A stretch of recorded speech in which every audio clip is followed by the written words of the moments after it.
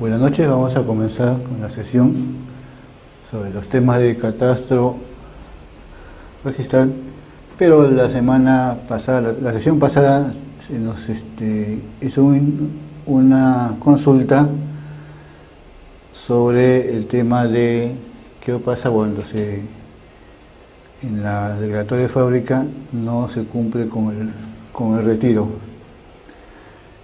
Entonces, para eso yo he traído algunos. Antes de hacer el tema de hoy día, quiero explicar sobre lo que se nos ha pedido. Entonces, sobre ello he traído unos archivos que nos van a ayudar a ver cómo se enfrenta ese tema.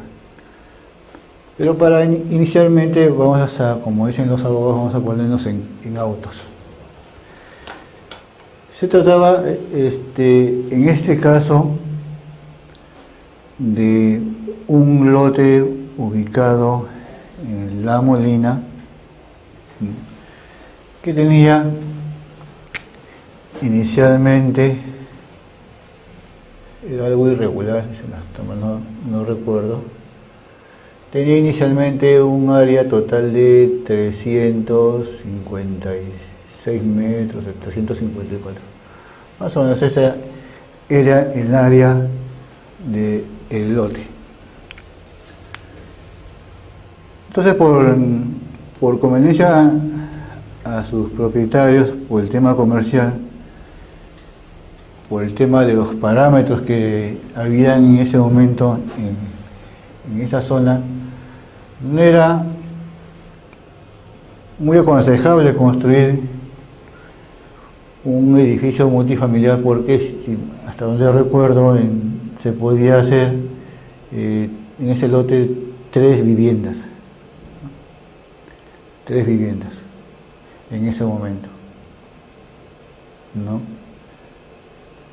Pero había el inconveniente del área libre, del número de estacionamientos, y la máxima altura, como les digo, era 3 niveles. Aparte que las viviendas iban a salir, si se hacía un departamento por piso, estábamos hablando de un departamento de más de 100 metros, quizás 200 metros cuadrados de departamento, hasta un poco más,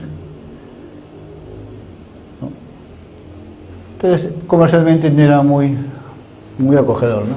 Comprar un departamento de 210 metros cuadrados es difícil de venderlo.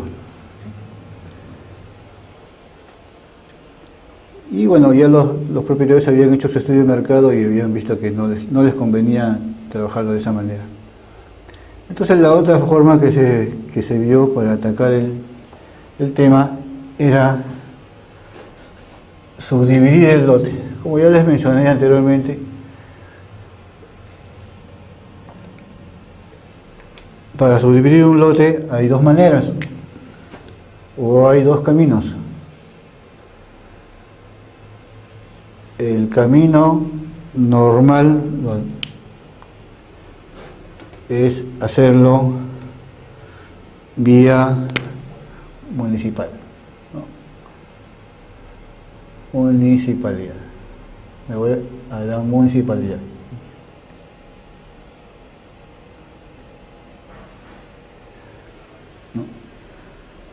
Pero para irme por el camino de la municipalidad, y como siempre menciono, hay que ver qué es lo que nos dice el certificado de parámetros. En este caso, el certificado de parámetros nos decía que el lote normativo tenía que ser 120 metros cuadrados. Pero acá había 356. Entonces había 120, 120 y 116.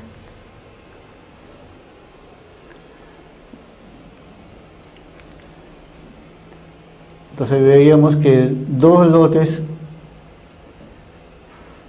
sí cumplían con el parámetro y uno no cumplía, porque la idea era conseguir 3 sublotes. La otra opción era hacer 2 sublotes, ¿no? Puede ser uno de 150 y el otro de, ¿cuánto sería? 186, si no me equivoco, me parece. Entonces aquí habían dos sublotes, en este caso habían 3 sublotes, pero no se cumplía. Entonces, para ir por el tema, por el camino de la municipalidad, tendríamos que haberlo subdividido en 2 sublotes, porque estos sí cumplían con el lote normativo de 120 metros.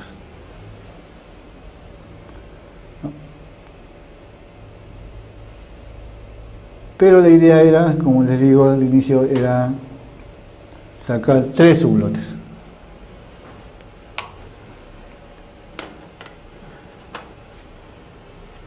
El otro camino era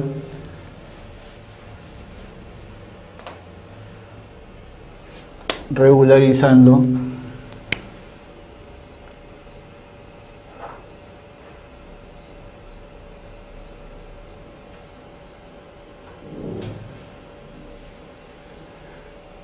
en este caso con la ley 27.157,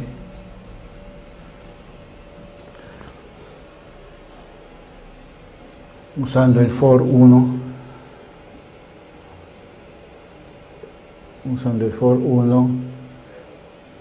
un informe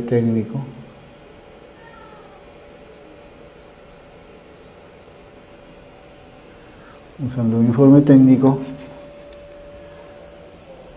o sea, hacer una declaratoria de fábrica, porque acá efectivamente había una construcción antigua, ¿no?, que tomaba los 3 lotes de alguna manera.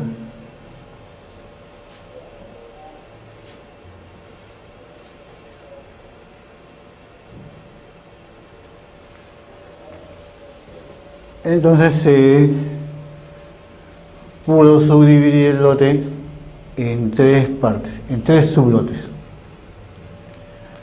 3 sublotes.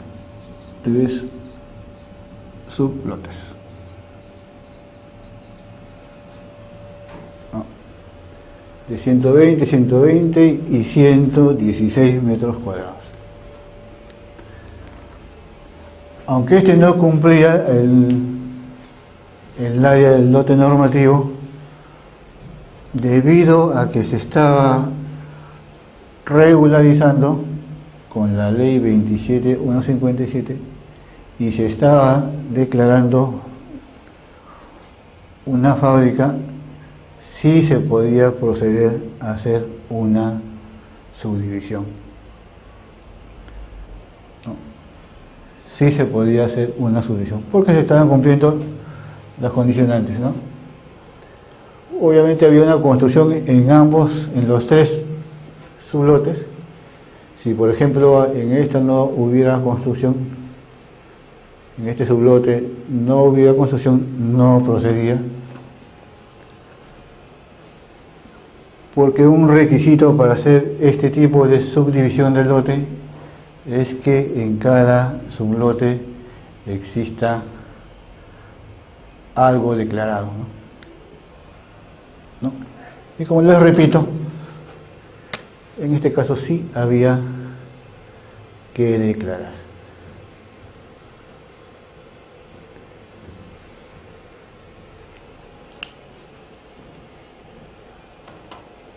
Y se procedió a subdividir directamente en los registros públicos. Directamente con esta ley, usando el formulario, usando el FOR 1, usando un informe técnico, y en el anexo 4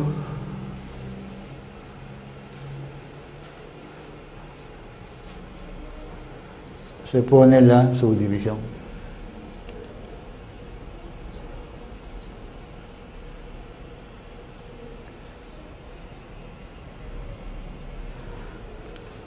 Todo eso les comento para que entiendan cuál era el procedimiento, ¿no? Desde acá se comienza, en este caso, ¿no? Para que vean por cómo se va a atacar el tema del retiro que me habían solicitado. Como muchas veces yo comento, la teoría dice muchas cosas, ¿no? Hay mucha normatividad, pero dentro de esa normatividad nosotros tenemos que ver cuál es la que más se nos acoge a nuestras necesidades, y en función a ello tratar de resolver los problemas que se nos va presentando. Como en este caso, ¿no? Mi problema inicial era, tenía mi lotecito, lo quería subdividir en 3, me voy a la municipalidad, no puedo hacerlo en 3. Veo que sí lo puedo hacer regularizando, y en función a ello procedo a subdividir en 3 partes, tal como era lo que se requería, ¿no? Entonces al final quedamos con los 3 sublotes. Vamos a marcarlo. Vamos a marcar los 3 sublotes.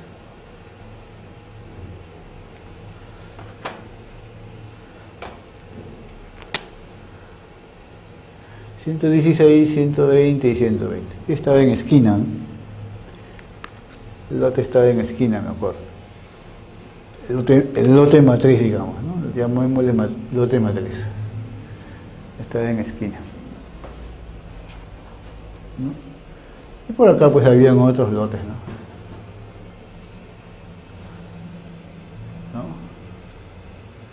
Por acá habían otros lotes, ¿no? Pero lo que a mí me interesaba es esto. Bueno, entonces se procedió, bueno, después de haberlo subdividido, se procedió a sacar la licencia de construcción. Entonces a este lo vamos a llamar el sublote A, este es, digamos, el B y el C. Por decir, esa es una nomenclatura que se me ocurre al azar, ¿no? Solamente lo coloco para efectos de diferenciarlos, ¿no? Y ya tenemos nuestros 3 sublotes.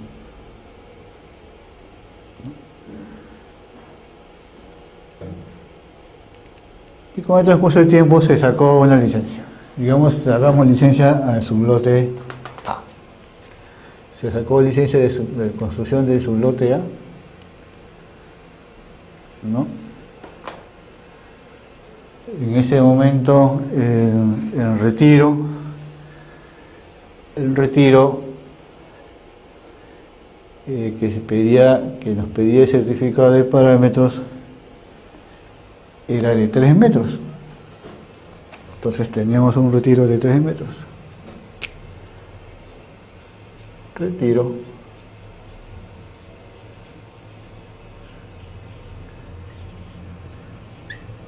...3 metros, ¿no? Pues en el proyecto inicial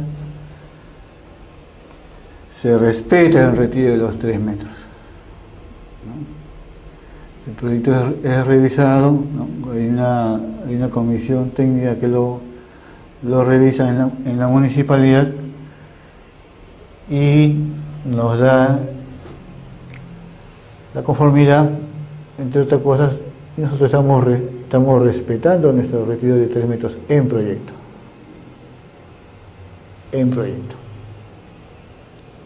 Muy bien. Y se procede con la licencia de construcción, se procede a ejecutar la obra. La ejecución de obra puede dar, en este caso, 6 meses, 1 año, bueno, el tiempo es variable. Y como ya les comenté, después de que se ejecuta la obra, se procede a sacar la conformidad de obra para luego conseguir la declaratoria de fábrica. Entonces, cuando uno ya termina de ejecutar, se supone que la construcción ha sido hecha conforme estaba indicándose en el proyecto. Pero muchas veces eso no ocurre. Muchas veces uno o los propietarios por algún motivo modifican algo que lo vieron en planos, al final no era como ellos pensaban y lo cambian, ¿no? Entonces en este caso pasó eso, ¿no? Se hizo la construcción, todo, hubieron algunas pequeñas modificaciones, pero la más saltante era que ya el retiro no era de 3 metros, sino el retiro ya era de 2,80. 2,80.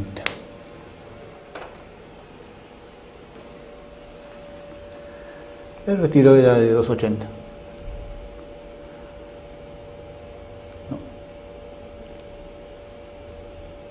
Entonces antes de lo que les muestro en este momento es la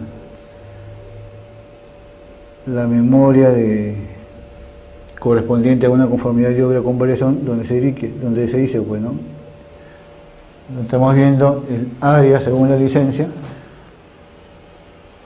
¿no? O sea, esto es lo que nos autorizaron a hacer, se ejecuta la obra y se va haciendo otras cosas, ¿no? Se amplió más área, internamente se hicieron algunos cambios, ¿no? Eso es lo que se llama una memoria de conformidad de obra, porque aparte, cuando uno ha hecho algunos cambios, entonces tiene que explicarles los cambios, ¿no? Como les digo siempre, alguien lo va a revisar y nosotros no vamos a estar al costado para que en el momento que lo revisan, ¿no? Entonces, tenemos que explicarle qué cosa es lo que ha pasado, ¿no? Punto aparte, debo indicarles que cuando se hace la conformidad de obra se pide algunas declaraciones juradas, ¿no? ¿Quién es el responsable de obra? ¿No? También que se ha llevado un cuaderno de obra. Un cuaderno de obra es el documento donde se indica todos los incidentes que ocurren durante el desarrollo de la obra. Si llegó el cemento, llegó el ladrillo, se avanzó, se hicieron 20 metros lineales de zanja. O sea, todo lo que se hace en la obra se pone y se indica con la fecha y con la cantidad. En caso de que haya alguna variación también se indica ahí.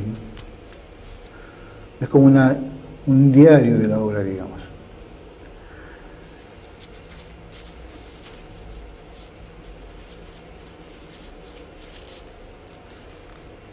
Y este es un documento que también lo presenta, en este caso, o en ese momento, la propietaria. Bueno, entonces sigamos con la memoria. Entonces aquí ya vemos las modificaciones que se han hecho. Entonces, en este caso, se hicieron, para este lotecito A,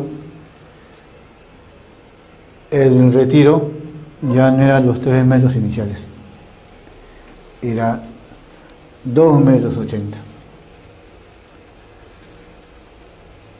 Pero en ese momento la persona que hizo la supervisión, pues vio que eran 20 centímetros, no afectaban en nada la obra, no afectaban en nada el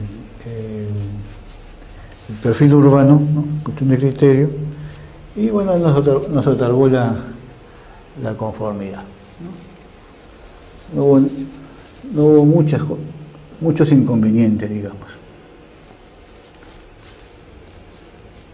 Debo indicar que el lote matriz, cuando se independizó, cuando se subdividió, siguieron siendo los dueños, ¿no? El dueño inicial también era dueño de estos 3 lotes. O los dueños eran familiares en todo caso, ¿no? Familiares muy cercanas. Entonces luego se comenzó a hacer el otro lote, si no me equivoco, este de acá. También el parámetro también le pedía igualito, 3 metros de retiro en el parámetro. Lo mismo, le pedía el parámetro, 3 metros. Pero aquí viene lo gracioso, digamos, ¿no? Como vio que acá se comió 20 centímetros, o sea, voló 20 centímetros más, el de acá, a la hora que construyó también, igualito hizo. Se avanzó 20 centímetros y también estaba con el retiro de 2,80 metros. La misma figura, ¿no? La misma figura. Pero la persona que fue a inspeccionar en ese momento ya fue un poco más exigente, ¿no? Porque se le dijo pues que ya el de acá ya tenía los 2,80 metros, pero ya tenía su conforme de obra, ¿no? Entonces el de acá dijo, no, pero acá se puso un poquito, como dicen, más exigente y nos pidió un estudio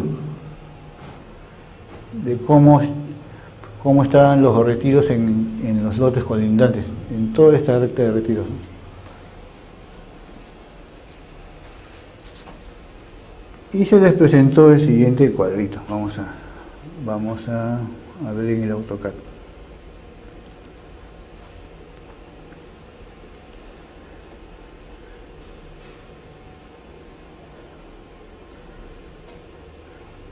Este es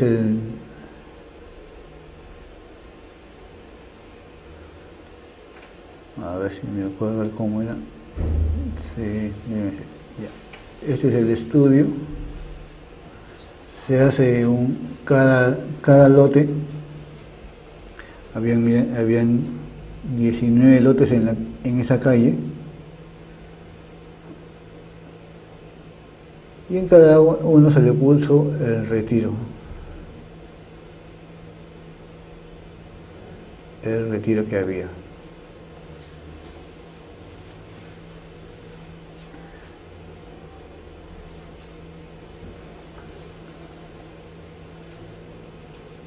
El retiro que tenía, ¿no?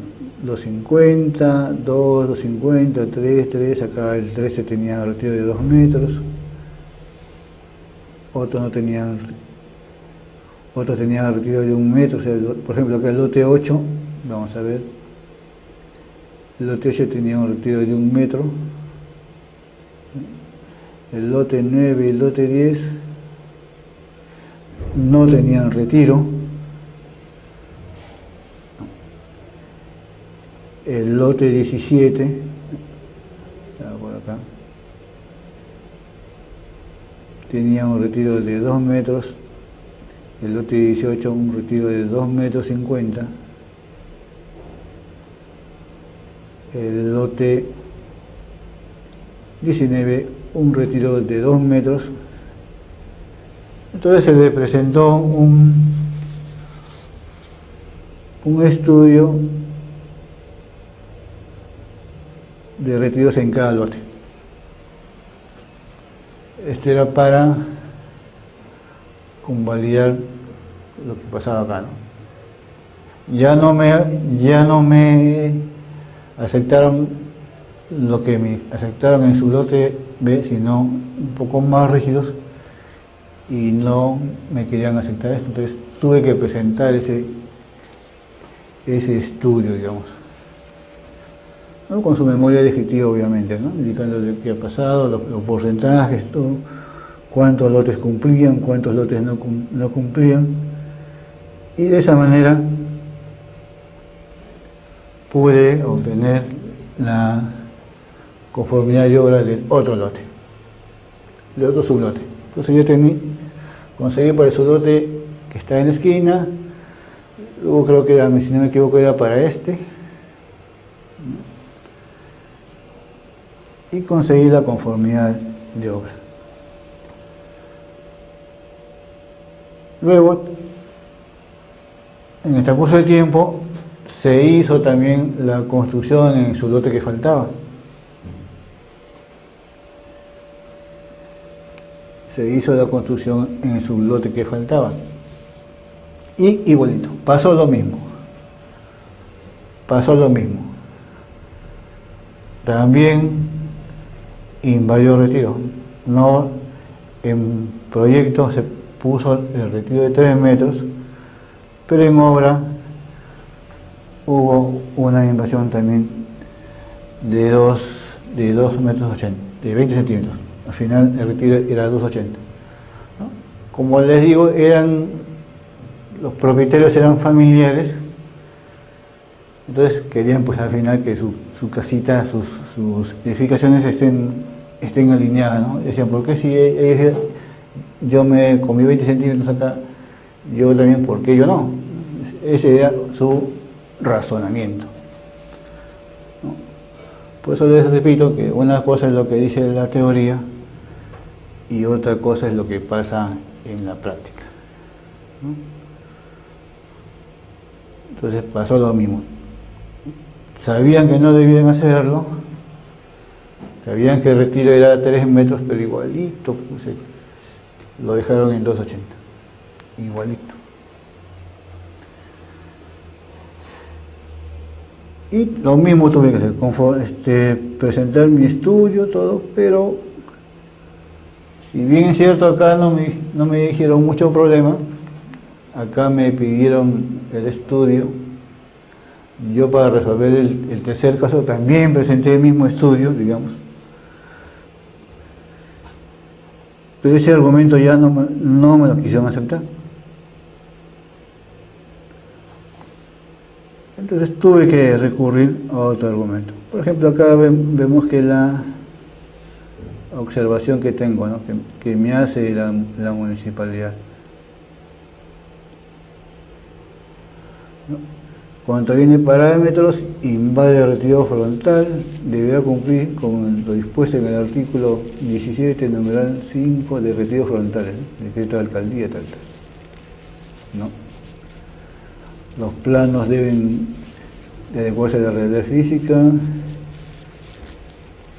existe el registro habitual, las barandas de escalera, bueno, pero como en este caso el tema es básicamente sobre el retiro. Entonces acá me dice, observación sustancial, contraviene parámetros, invade retiro. Lo mismo, ¿no? Ambos invadieron retiro.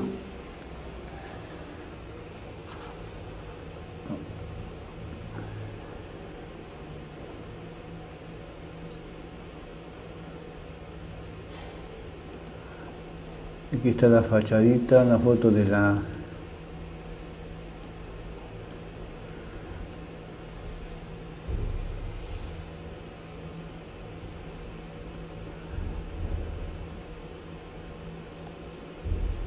esta es la foto del predio, ¿no?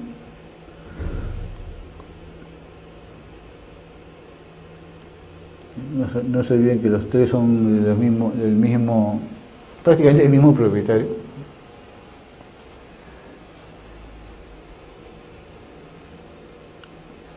Y bueno, tenía que yo de alguna manera sustentar eso, bueno, cómo levantar esa observación.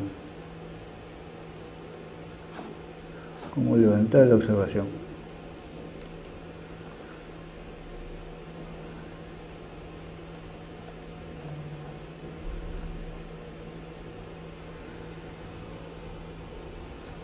Y esta es la sustentación, en ese caso, de cómo se levanta, en este caso, ese tipo de observación. El volado sobre el retiro frontal invade 0,20, ¿no? Sobre lo reglamentado, ¿no? Ustedes saben que si el retiro es 3 metros, y yo puedo volar 50 centímetros, ¿no? Entonces mi retiro sería 250, hasta 250 en el segundo piso. Entonces acá digo, pues que ya que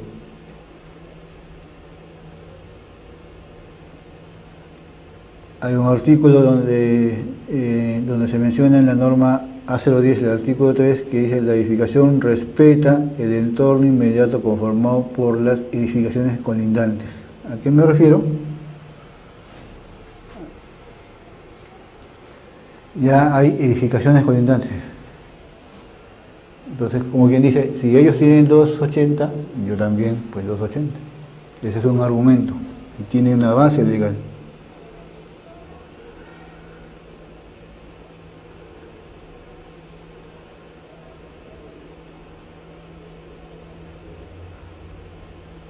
También se menciona que se hizo ese estudio, ¿no?, sobre los lotes de toda la calle,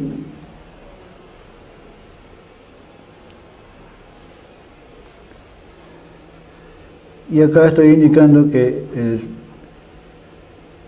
el 64.70% de los lotes que están acá no cumplen con el retiro. O sea, más del 50% de esos lotes no cumplen con el retiro, pero me quieren hacer, en mi caso, quieren que yo respete los lotes.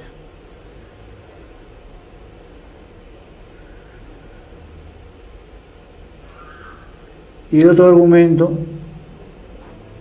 era que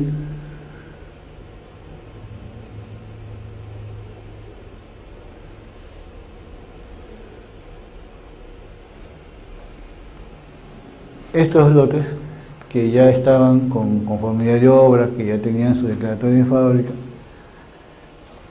ya tenían una resolución de conformidad de obra. Inclusive aquí estoy indicando el número de la resolución. Ese es el número de la resolución, la fecha de emisión de la resolución. Acá en el sublote A también el número de resolución, la fecha. Como se dan cuenta, la de acá es del 2011, la de acá es del 2017, ¿no? Ambas tienen invasión de retiro, ambas no cumplen con el retiro, pero ya tienen conformidad de obra. Entonces, mi argumento es: si estos dos personajes, estos dos lotes, estos dos sublotes que no cumplen con el retiro, ya tienen, ¿por qué a mí no me lo van a dar? ¿No? A ver, hay una pregunta acá, vamos a ver qué dice. Si existen 2 o 3 casas en esa calle que han construido con retiro cero, entonces quiere decir de antemano, se puede presentar el estudio, indicar el nombre a fin de regularizar la declaratoria de fábrica. Aquí indicar si la declaratoria de fábrica se haría en el municipio o consular. A ver, todo este proceso que les estoy indicando es con la municipalidad.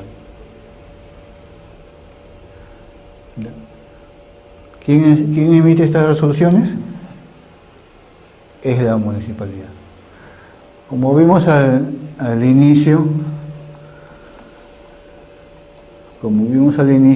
esta es una memoria descriptiva de conformidad de obra con variación de vivienda unifamiliar. Conformidad de obra con variación de vivienda unifamiliar se refiere, como les expliqué, cuando ya uno sacó su licencia, hizo el proceso de ejecución, ejecutó la construcción y luego va a la municipalidad a pedir su conformidad de obra. En este caso, conformidad de obra con variación. ¿Por qué? Porque, por ejemplo, varió acá, pues, ¿no? el retiro era 3 y al final hizo 280. Eso ya es una variación. Si no se hubiera variado nada, sería solamente conformidad de obra. Las dos palabras comparación las eliminamos. Y se procedería a hacer la declaratoria de fábrica en la municipalidad. Todo esto lo que le estoy indicando es cuando se presenta en la municipalidad. Si hicieran la declaratoria de fábrica en registros públicos, con esta ley o con la otra 3830, si no se cumple con el retiro, se coloca como carga. ¿Sí? Hace una indicación en el informe de verificación y se indica que el parámetro pide retiro de 3 metros y nosotros tenemos, como en este caso, 280. Ese es el procedimiento. Cuando es en la municipalidad o cuando es en los registros públicos. Entonces, se estará dando cuenta que la sustentación en el tema de esto de retiros se hace en la municipalidad. Es en la municipalidad donde uno tiene que sustentar todos los cambios que ha hecho, por qué los ha hecho, ¿no? Mientras que si hiciera directamente en registros públicos y no se cumple con la normatividad, se indica como carga, ¿no? Como carga técnica. En este caso, si hubieron modificaciones durante el proceso de construcción, estas modificaciones, si bien es cierto, fueron mínimas, ¿no? Fueron modificaciones que de alguna manera se pueden sustentar, se pueden subsanar. Pero imaginemos que en el proceso constructivo se han hecho cambios más sustanciales, ¿no? Como por ejemplo, sabemos que en toda construcción en departamentos puede haber los conocidos tragaluces, ¿no? Los pozos de luz, ¿no? No, eso está reglamentado. Pero ¿qué pasaría si nosotros no hacemos nada, ¿no?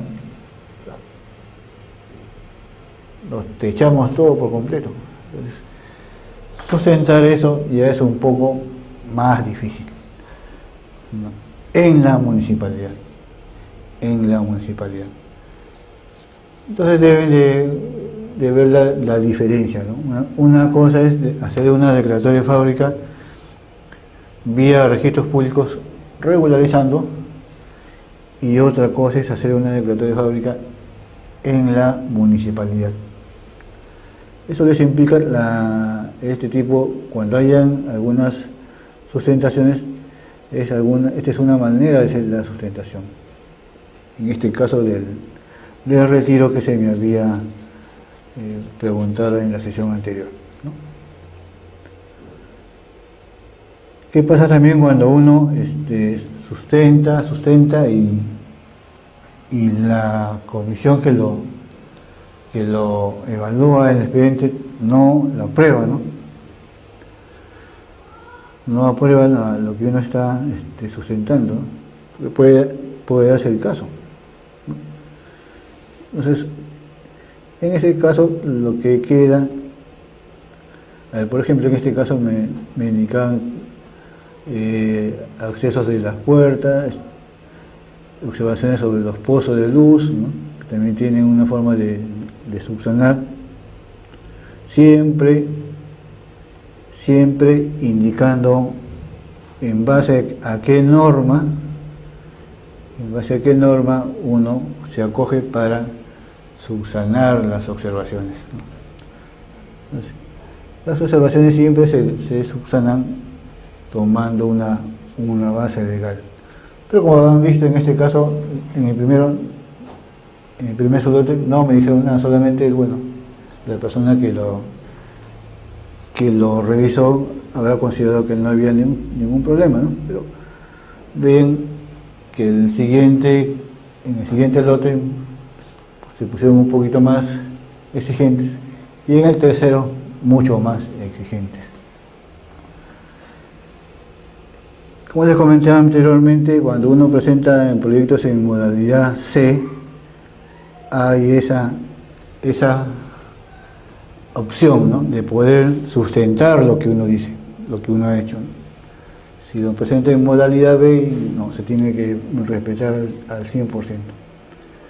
Entonces, como les decía, ¿qué pasa si uno va subsanando y ya pierde o termina ese camino?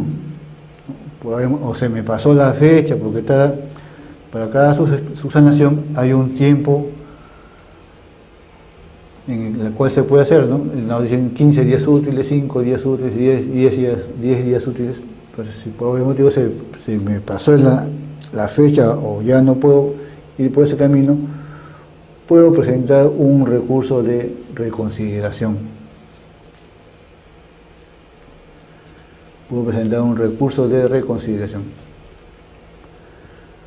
Pero si aún así no me aceptan mi recurso de reconsideración, el último camino es el recurso de apelación. Está por acá, me parece que son muy parecidos, ¿no? Apelación es el último camino, la última opción. Pero ya sin el recurso de apelación ya no logran su cometido, ya el expediente muere ahí. Entonces, esos son los caminos, en este caso que se me solicitó, referente a un tema de invasión de retiro. ¿Ya? Recapitulando, si lo hacemos vía registral, lo anotamos como carga. Si hay invasión de retiro y queremos sacar la declaratoria de fábrica vía municipal, hay todo ese procedimiento, ¿no? ¿De otra pregunta? A ver. Si en un caso se desea realizar una regularización de una casa de 3 pisos con retiro cero y nunca se sacó la licencia de construcción y fue terminada la construcción en el año 2015. Pregunta: ¿cuál es la mejor alternativa a regularizar la declaratoria de fábrica? ¿Vía municipal o vía SUNAT? A ver, vamos a ver.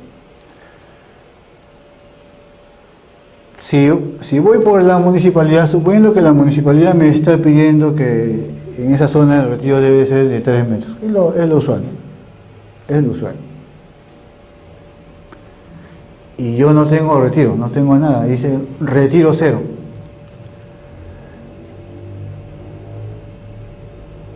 Entonces, tengo que ver dos cosas. Uno, hacer mi análisis de la calle donde estoy yo. ¿Cuántas de las viviendas, de las edificaciones que existen ahí tienen, igual que yo, tienen igual retiro cero? Si veo que un alto porcentaje, más de 50, 60, 70%, tienen retiro cero igual que yo, entonces puedo ir por ese camino, indicando que hay un alto porcentaje de lotes en mi manzana, en mi calle, que tienen el mismo retiro que yo. Entonces, tengo que ver si pasa eso. Si veo que solamente el único que tiene retiro cero soy yo y los demás sí respetan el retiro, entonces voy a darme cuenta que ese tipo de análisis no va a resultar. A ver, los retiros también tienen, el 50% tienen retiro y otros 50% no tienen retiro. Si están a la mitad, ya va a quedar a criterio de la persona que lo evalúe. Ya va a haber eso se va a presentar a la municipalidad y alguien lo va a evaluar. Entonces hay que sustentarlo, ¿no? ¿Cómo lo sustento? Aparte de la cantidad de lotes que están con el retiro, que en este caso es 50%, también puedo indicar que son construcciones antiguas las que están teniendo, o son construcciones nuevas, ¿no? Entonces, tengo que ver argumentos para yo sustentar. O la otra manera, y la más fácil, como la construcción ha sido hecha en el año 2015, ¿no? Puedo regularizarla usando la ley 3830. Como ustedes saben, ya prácticamente es lo mismo que esta, ¿no? Que en ese caso esta ley es para edificaciones hechas hasta el mes de diciembre del 2016. Entonces, el camino más fácil sería ese, ¿no? Y pongo como carga, pues que no se cumple con el retiro, ¿no? Entonces, en ese caso, la respuesta es más fácil, me voy por regularización en SUNAT. Muy bien. Entonces, esto es lo que se refiere al tema de cómo hacer una conformidad de obra, una declaratoria de fábrica cuando tenemos el problema del retiro, ¿no? Como han visto, mucho interviene el criterio, mucho interviene quién nos está evaluando, ¿no? Porque se dan cuenta que hay, para el mismo caso, hay 3 criterios diferentes. Para el mismo caso hay 3 criterios diferentes. Y eso es lo que pasa bastante en la práctica, ¿no? Hay una base legal, ¿no? Pero esto de la base legal también se va de alguna manera interpretando, ¿no? Eso sucede en las municipalidades, ¿no? Y también, como les comenté en un momento, cuando se regulariza también está lo que se conoce como el criterio registral, ¿no? Pues muchas veces pasa eso, ¿no? La teoría nos dice una cosa, las normas nos dicen algunas cosas, pero en la práctica no. Vamos a encontrar un sinnúmero de casos o casuísticas, como lo mencionan en otras personas. Bueno, entonces espero haber ayudado en algo para ver el tema de los retiros. A ver, hay una otra pregunta. A ver. Cuando la propiedad solo cuenta con documentos de compra-venta y se ejecuta una construcción, ¿la municipalidad puede poner la multa? Ya, entonces debo entender que no está inscrito la compra-venta, debe haber una minuta, una escritura pública de compra-venta, todavía no está inscrito la propiedad. Ya. La municipalidad solamente se va a poner multa si es que ustedes no han sacado permiso. ¿Ya? Porque vean bien el FUE de licencia, en la parte donde están los documentos que se adjuntan, y ahí dice, si no me equivoco, documento que acredita la propiedad, no dice título de propiedad específicamente, ¿no? Entonces el documento que acredita la propiedad pues es bastante ambiguo, ¿no? Puede ser la partida, o puede ser una minuta, puede ser una escritura pública. ¿Ya? Entonces la municipalidad les pondrá multa si es que construyen sin licencia. No, el documento de propiedad no tiene nada que ver, porque muchas veces ocurre que venden el predio y quieren comenzar a sacar su licencia, pero por cosas de gestión, la escritura, el trámite mismo de inscripción de la compra-venta se demora, ¿no? Se puede demorar un mes, 2 meses, dependiendo qué tan bien se ha hecho o qué tantas observaciones tenga el documento de compra-venta, ¿no? Entonces, es importante la licencia, pero no necesariamente con un título de propiedad. La licencia va sobre el predio. La licencia dice que da permiso a que se haga algo sobre el predio. No dice que lo haga el propietario, no dice que lo haga el inquilino, no dice que tiene que ser el posesionario, sino que para la municipalidad es importante, y es lo que toman en cuenta, es que el predio, el lote, tenga su licencia. No les importa mucho quién es el propietario, quién es el propietario de Juan o María, no les importa mucho. Ellos lo que le dan más importancia es a la identificación propiamente del lote. Muy bien. Bueno, entonces, nuevamente, eso es todo lo referente al tema de retiros. Muy bien, entonces vamos a seguir con el tema que corresponde a la sesión de hoy día, y vamos a hablar sobre lo que es geodesia o topografía, ¿no? Antes cuando uno hacía topografía, pues era un trabajo muy tedioso, muy pesado, ¿no? Ahora con los nuevos equipos ya esto se ha facilitado bastante, ¿no? Antes había que hacer el trabajo de campo, por ejemplo, para el levantamiento de la topografía de un terreno, digamos, de 1000, 2000 metros. El trabajo de campo demoraba pues un día, y eso pasarlo al gabinete, trabajarlo en gabinete, pues nos demorábamos o el topógrafo se demoraba una semana, 10 días en plasmar todo lo que había medido, convertirlo a un planito, ¿no? Entonces pasaba de esa manera, ¿no? Pero siempre es bueno tener los conocimientos de topografía o planimetría, ¿no?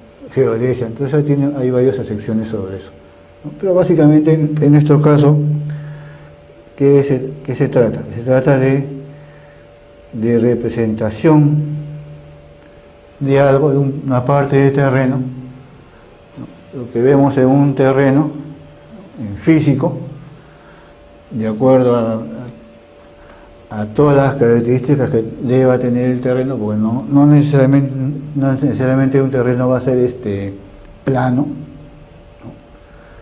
no necesariamente el terreno que estemos trabajando va a ser una figura rectangular o cuadrada, una figura regular, ¿no? Sino normalmente no sucede eso. El terreno no es plano, el terreno tiene formas irregulares, el terreno nos presenta accidentes, ¿no? Relieves. Entonces, con la planimetría, con la topografía, hacemos la representación. Lo que está en físico lo vamos a convertir a un planito, ¿no? Básicamente esa es la idea.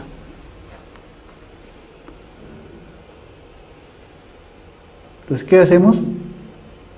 Primeramente medimos distancias, ¿no? Del punto A al punto B. Eso es lo que vamos a medir. ¿Cuánto mide?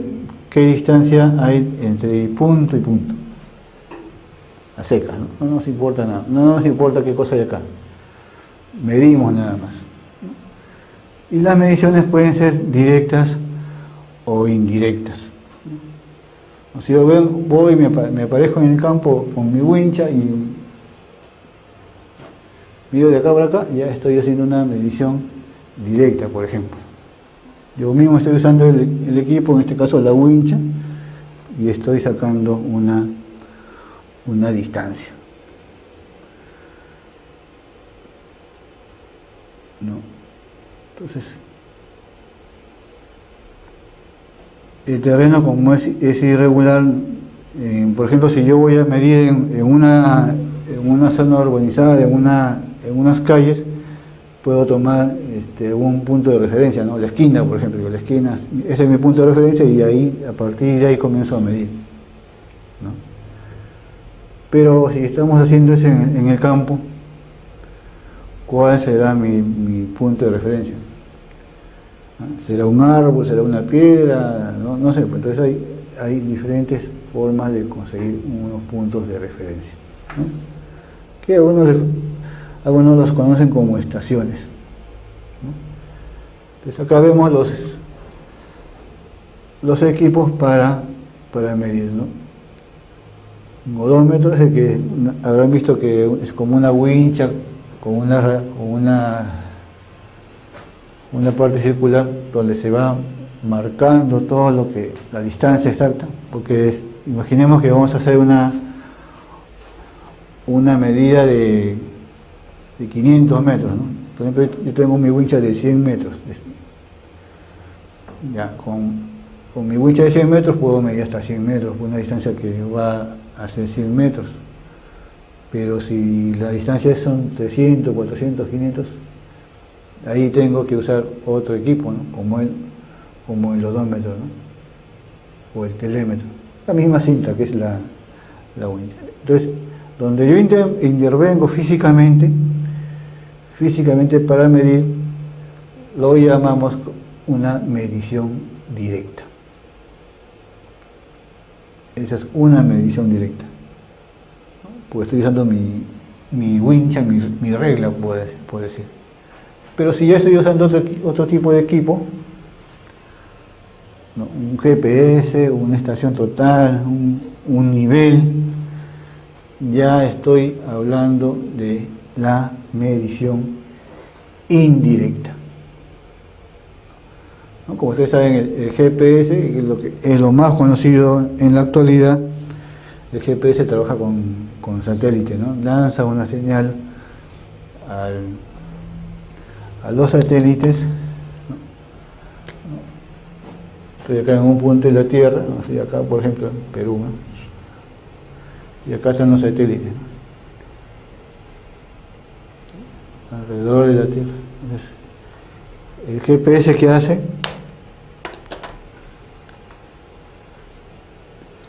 Lanza señales.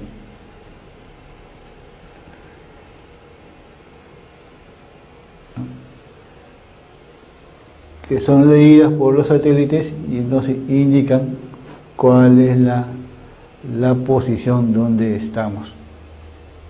Básicamente ese es el criterio de funcionamiento del GPS.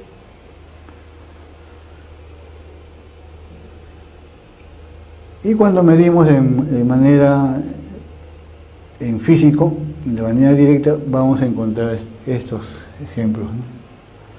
Si acá tenemos una hondonada, esta es una distancia, ¿no? Si tenemos estos dos puntos que queremos medir, tenemos una distancia que fue reducida. Si estamos viendo de una parte alta, vamos a ver esto nomás, esta distancia reducida. Esta es la geométrica, la verdadera distancia, y esta es una distancia donde estamos recorriendo todos los accidentes que hayan. Entonces, para dos mismos puntos hay 1, 2, 3, 4 tipos de distancias, ¿no? Entonces, hay, digamos, criterios para calificar las distancias.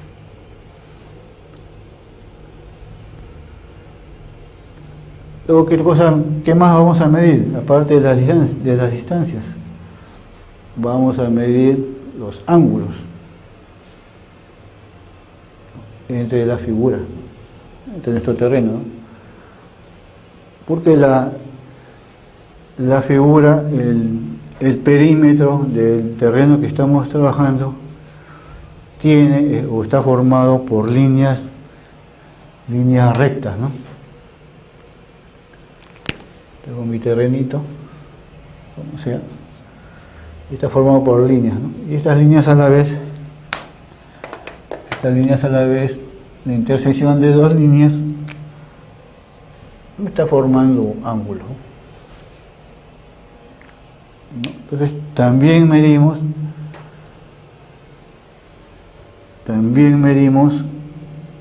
los ángulos. Estamos midiendo primero las distancias y también estamos midiendo los ángulos. ¿Qué más hacemos?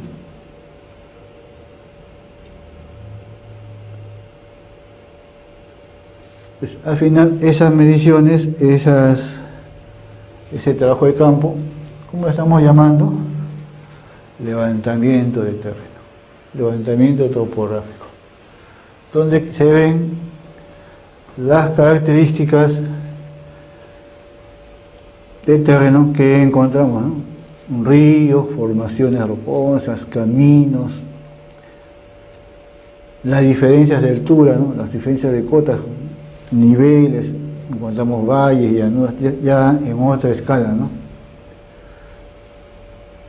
Entonces, vemos cómo está el terreno, ¿no? En este caso ya hablamos de terrenos de extensiones más grandes. Entonces, vamos a ver si hay un camino, vamos a ver si hay un valle, una colina. Una colina puede ser un accidente geográfico de una magnitud grande, ¿no?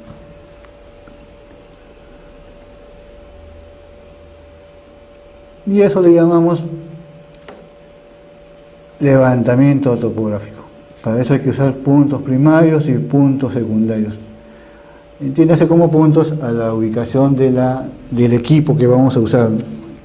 La ubicación del equipo, a los puntos donde vamos a colocar el equipo, lo llamamos a veces también estaciones.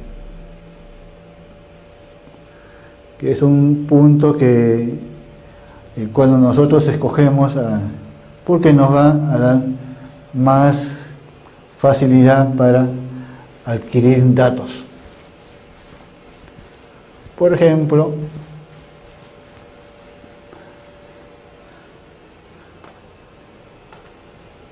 ¿qué pasa si yo tengo acá, por ejemplo, una caída, por acá tengo un río, ¿no? Y acá tengo un bosque de árboles, ¿no? Si yo pongo mi estación acá, pongo E1 la llamo, aquí pongo el instrumento para visualizar. A lo mejor sí puedo visualizar acá quizás con cierta dificultad, pero acá no puedo visualizar, bueno, porque esto me está estorbando, ¿no? Entonces quizás esta estación 1 me servirá para visualizar lo que hay acá y lo que hay acá. Entonces tengo que poner una estación 2 aquí. Entonces con esta estación 2 visualizo casi todo. O pongo una estación acá, la llamaré 3. Y voy visualizando, ¿no? Entonces, las estaciones yo las voy a ir colocando de acuerdo al criterio mío para visualizar los puntos que requiero. Entonces, esos son los... A ver, hay una pregunta. Entiende que en los planos se ven las distancias las reducidas. ¿Por qué estamos?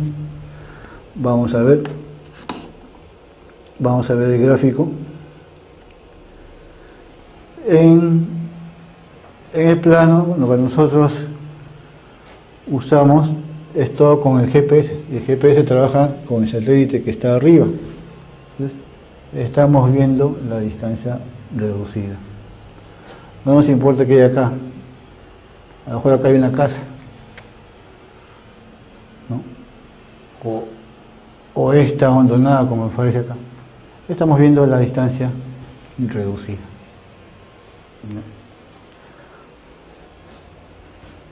Porque no se olviden que la lectura se hace con el equipo y el satélite que está prácticamente kilómetros sobre nosotros, ¿no? Entonces no vamos a leer esto. Esto lo leemos con otro instrumento. No vamos a leer esto. ¿Esto con qué lo leeremos esto? ¿No? ¿Con qué leeremos esa distancia? En este caso, con este equipito, ¿no? Que tiene su ruedita, ¿no? Tiene su rueda, tiene la pantalla que registra, entonces la ruedita va a caminar por todo va a hacer todo este recorrido para hallar la distancia natural, en ese caso, ¿no? Entonces, como les dije, hay varias distancias para, en este caso, 2 puntos. Muy bien, entonces sigamos con estos temas de topografía. Muy bien, ya hemos llegado ahí. Esta es la famosa poligonal. Ya habrán escuchado este nombre. La famosa poligonal. Cuando estén en campo dirán: ciérrala con poligonal, abre la poligonal. Y la poligonal sí, es más conocido como el perímetro, ¿no?, del terreno, ¿no? No necesariamente va a ser así como está en el gráfico, ¿no? La poligonal puede ser, ¿no? Así puede ser, porque los terrenos normalmente son irregulares, ¿no? Y vamos a medir los ángulos internos. Acá, este angulito de acá lo vamos a medir, este de acá, ¿no? Pero todo esto es la conocida poligonal. Entonces, cuando se hace el trabajo de campo, esta poligonal debe de cerrar. Si no comienza a medir desde acá, o lo hace así, debe de cerrar. Debe de cerrar de la manera que haya un error que se llama, normalmente cuando se trabaja con aparatos siempre hay un error. Por ejemplo, cuando trabajamos con una wincha de metal o una wincha de material sintético, si hace mucho calor y estiramos la wincha se va a estirar un poquito más de lo que debía, ¿no? Se va a dilatar, ¿no? Entonces, imaginemos que estamos midiendo este terreno con wincha y se siente calor. Entonces, si medimos acá y hay 20 metros, a lo mejor eran 20.01, ¿no? A lo mejor era un poquito más. O si hace frío, a lo mejor la wincha se contrae, ¿no? A ver, hay una pregunta por acá. Si en un certificado de un predio rural del Ministerio de Agricultura, ¿cuál es el área? El área es más de 2 hectáreas, 2.560. En el certificado debo entender que es un área proyectada, ya que la extensión del terreno y la medida de estación intervienen en algo. Así es la proyectada, no es la natural, siempre es la proyectada. Siempre es la proyectada, ¿ya? Entonces, como les decía, puede haber un error por efectos de contracción de la wincha.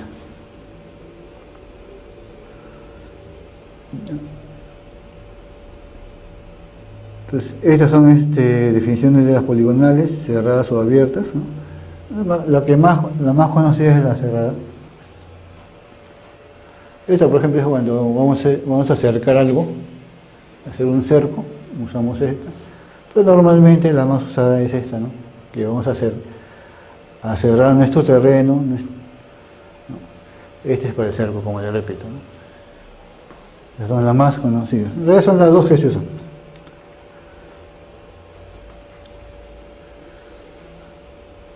Entonces, este es cuando queremos usar ese equipito con con la ruedita. ¿Ya? Normalmente esto ya no se está usando, ¿no? Ya esto ya no se está usando, ya la tecnología ha avanzado más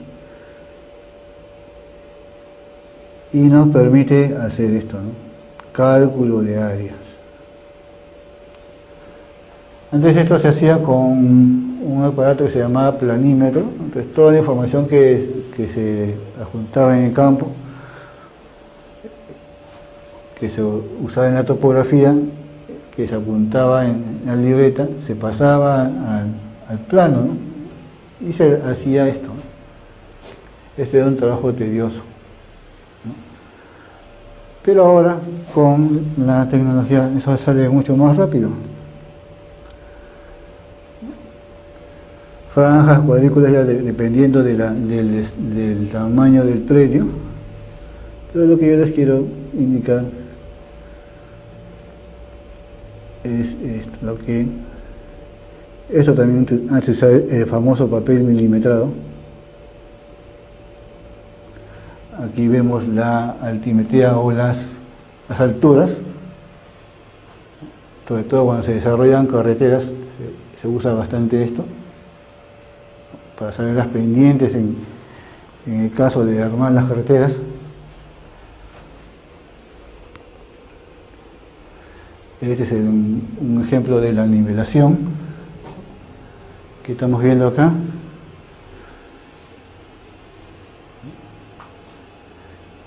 Por ejemplo, aquí este señor esta es una estación que toma como base. Y de acuerdo a sus necesidades, esta estación puede ir moviéndola hacia adelante, hacia atrás, a un costado o al otro, de acuerdo a lo que él quiera, en este caso, nivelar, ¿no? Cuando estamos hablando de nivelar, estamos hablando de ver las alturas, ¿no? Habrán visto que cuando se nivela, quien opera el equipo toma la distancia que hay de acá, de la base del terreno hasta donde comienza el equipo. Esa es una distancia. Y en función de eso va tomando las siguientes lecturas. ¿Qué pasaría si él no toma esta medida? ¿Qué pasaría si él no toma esta medida? No va a saber cuánto es acá, ¿no? Porque esta es su base para sacar para calcular, para leer estas medidas.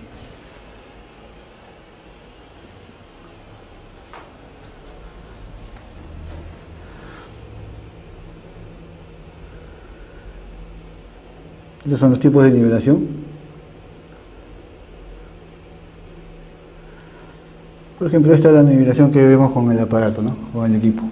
Bueno, vamos a medir con distancias considerables, ¿no? Es conocido como el nivel.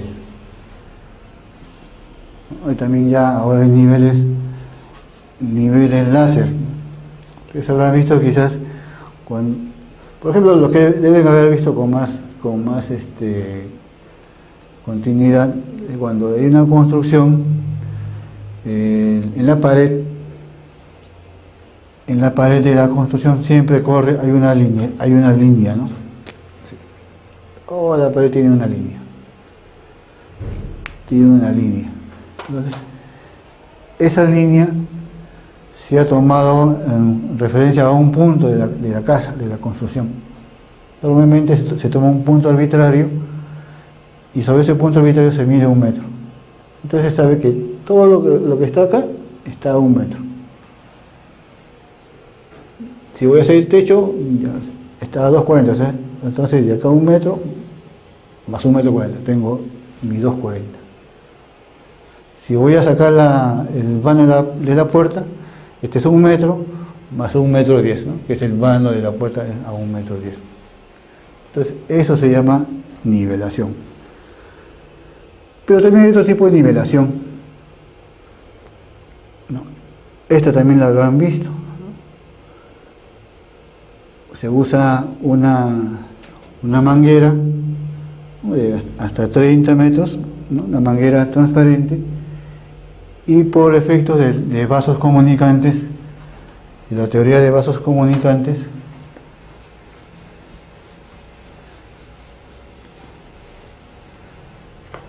sabemos que si yo mi manguerita la lleno en el punto A hasta acá de agua, cuando me vaya para otro lado, mi manguerita también en el punto B también va a estar a la misma altura. Este punto van a estar a la misma altura. O sea, puedo hacer mi recta, ¿no? Lo mismo que acá. Acá con mi rayo láser y acá con mi manguerita, ¿no? Entonces el principio es el mismo.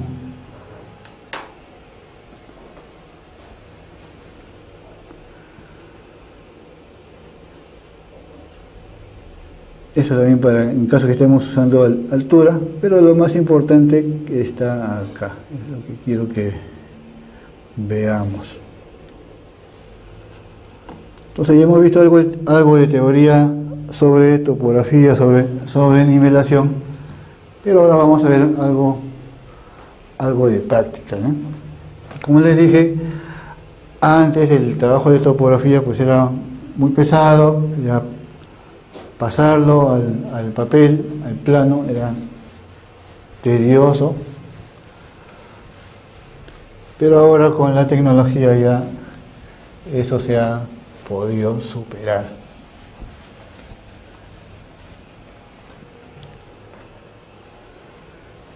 Entonces les quiero presentar un pequeño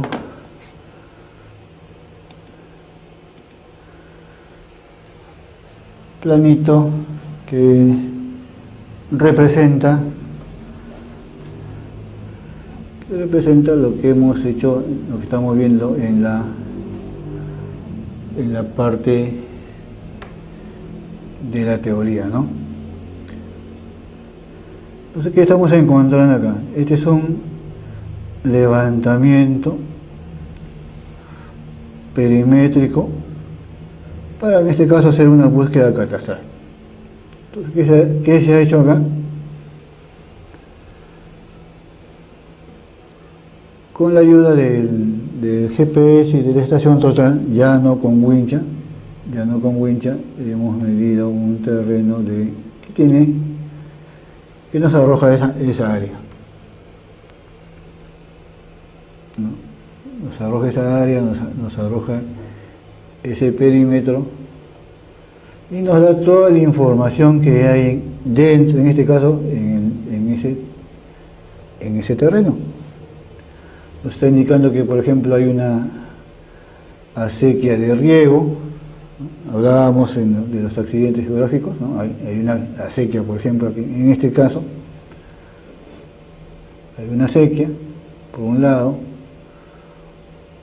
hay un muro de piedra que se ha encontrado, ¿no? Tenemos otra acequia, tenemos muros de adobe,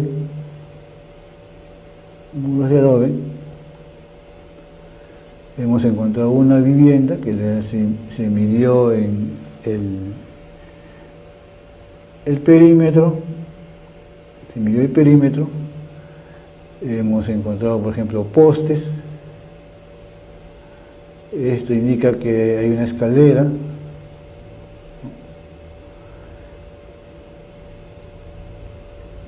Estas líneas juntas nos están indicando que hay una pendiente,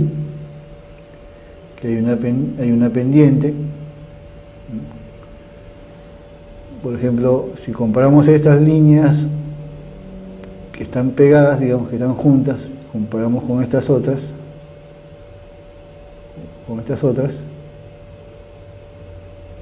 estamos viendo que donde están las líneas más separadas nos está indicando que el terreno está más plano,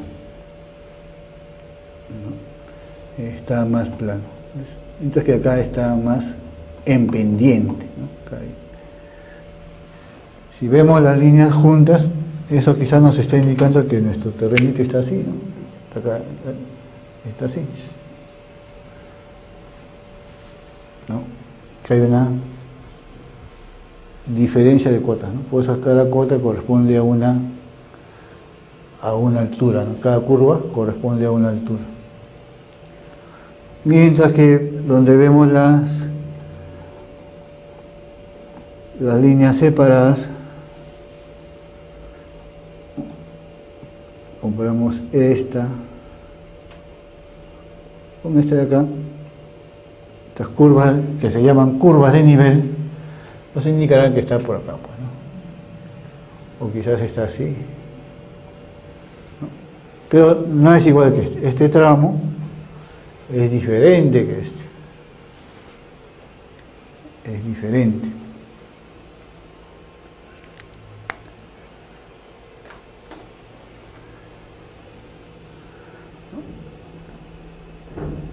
Estamos viendo que el perímetro del terreno, propiamente dicho, en este caso este terreno tiene 4 puntos o 4 hitos, digamos, poste de luz, por ejemplo. Y entre línea y línea entre punto y punto hay una distancia. En este caso 59,07, por ejemplo, acá tengo 61,17, 53 metros.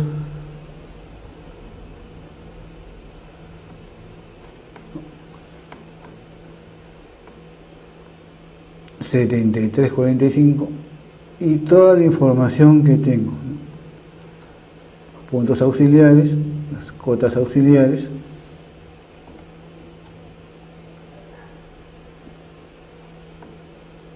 por ejemplo, este es 3,47, 3,48, 3,49, voy siguiendo 3,49,99, 3,49,96, entonces me está indicando cómo es la conformación del terreno, y qué existe, ¿no? en este levantamiento, ¿no? Como vemos acá, el ángulo que forman las rectas perimétricas, las líneas perimétricas, y toda esta información se resume en este cuadrito de datos técnicos, que ya creo ya lo hemos conversado en su oportunidad. Para este caso, este levantamiento, ¿no? Que tomó hacerlo, digamos, un día, una jornada, ya el trabajo de campo ya duró un día, digamos, y el trabajo de gabinete habrá durado pues el mediodía. Lo que antes duraba, digamos, una semana hacerlo, ahora con la tecnología ya se puede hacer en menos tiempo, ¿no? Obviamente se puede hacer con menos tiempo, pero también se da más precisión de datos, ¿no? Más información, ¿no? Acá vemos una acequia de riego canalizada, y acá vemos una acequia nada más, que no está canalizada. Vemos que hay un muro de adobe, en este caso, que es parte, digamos, del perímetro del terreno. Y los datos de los terrenos colindantes, ¿no? Unidad catastral, UC, unidad catastral.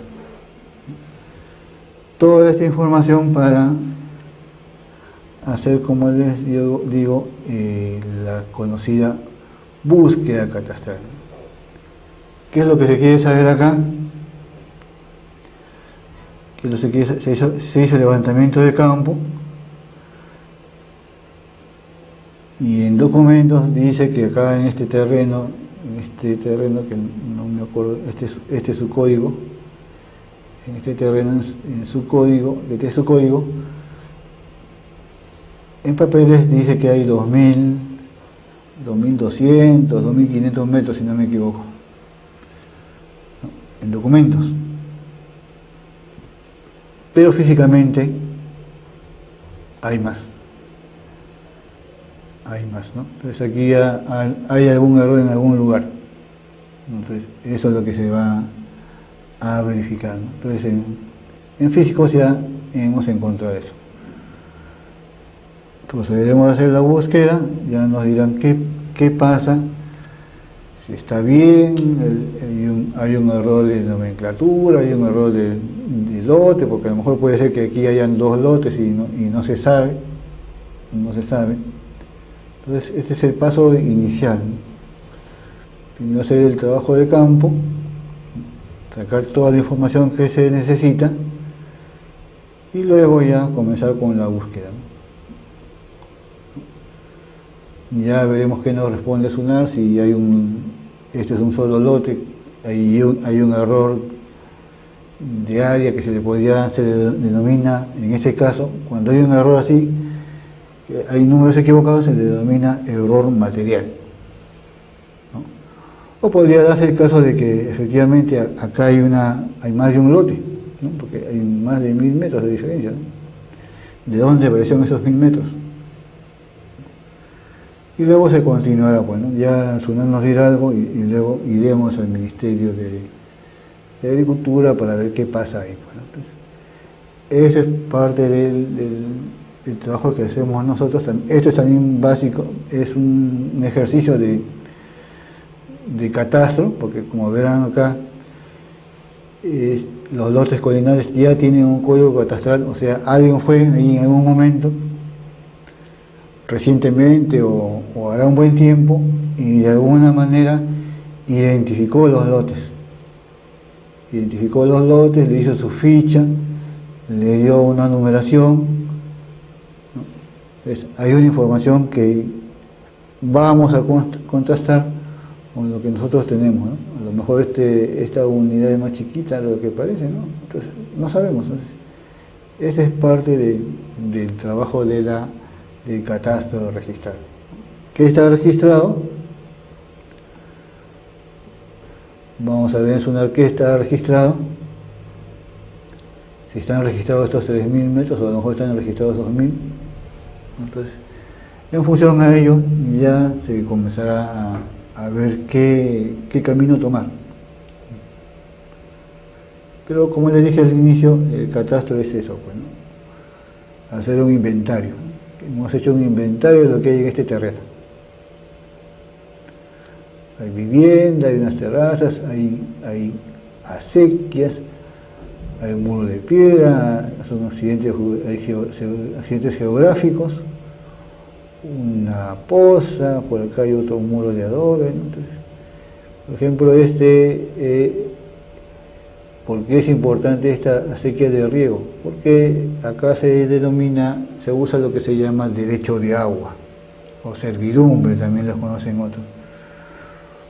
Porque si nos damos cuenta, esta acequia está dentro del terreno, dentro de la propiedad, ¿no? Está dentro de la propiedad. Entonces, yo como propietario, por ejemplo, se me ocurre, pues, ¿no? Ya la acequia está dentro de mi propiedad, a mí no me interesa la acequia, y ¿qué hago acá? La cierro la acequia, la tapo por acá, y ya la acequia ya no existe. Hago mi casita, no sé, hago algo, pero total que con lo que hago, anulo la acequia. Anulo la acequia, porque yo no sabía, porque no se debe hacer. No se debía hacer, porque ¿qué pasa? Anulo la acequia y lo dejo sin agua a los que están acá abajo. O si anulo la acequia y cuando la acequia llegue el agua, todo acá se va a empozar. Uno, que los que están aguas abajo, o sea, en la parte de abajo, se van a quedar sin agua. Y dos, los que están en la parte superior, se les va a empozar el agua. ¿No? Entonces yo no puedo hacer eso. Bueno, eso es lo que se llama servidumbre de paz o derecho de agua. En este caso este señor tiene dos acequias, tiene una que está acá y otra que está acá canalizada, ¿no? Acequia de río canalizada. Entonces vemos que esa es la información que se hace en este caso en el levantamiento topográfico, y posteriormente va a formar parte de la información que debe haber en el plano catastral. Como les mencioné al inicio, el catastro es un inventario, ¿no? Poste de luz de media tensión, poste de luz. Información, calle sin nombre, porque la calle no tiene nombre. Entonces, al final, todo lo que se refleja en este plano, en este levantamiento que hemos hecho, es la información de lo que en físico existe.